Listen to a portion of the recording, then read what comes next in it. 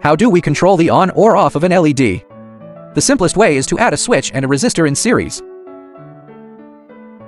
Close the switch. The LED lights up. Open it. The LED turns off. But this method requires manual operation.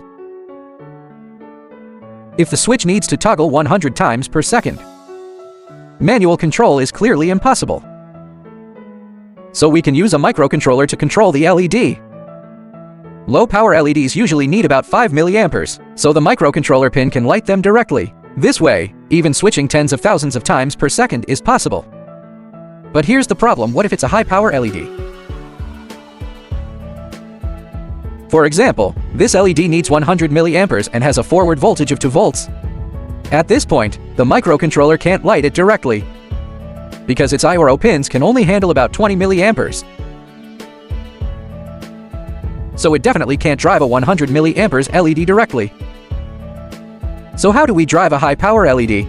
A transistor is a good option. It uses small current to control large current. For example, a tiny input current can produce a large output current. So the microcontroller can use small current to control the LED. The circuit works like this. When the microcontroller outputs high, the transistor conducts, and the LED lights up. Otherwise, it turns off. Next, a key question: how do we choose the values for the two resistors?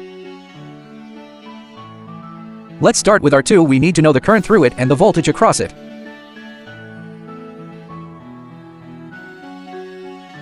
Since R2 and the LED are in series, the current through R2 is also 100 milliamperes. The voltage is 12 volts minus the LEDs and transistors voltage drops. That's the voltage across R2.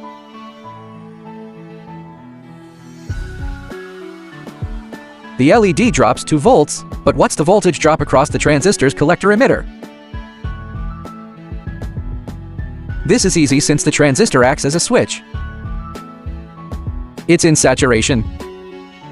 We can look up the CE saturation voltage in its datasheet. From the graph, at 100 milliamperes, the saturation voltage is about 0.2 volt. So R2 drops 9.8 volts with 100 milliamperes current, giving a value of 98 ohms. R1E's value is calculated the same way. Its voltage is 5 volts minus the base emitter voltage. That's usually 0.7 volt. So the voltage across R1 is 4.3 volts.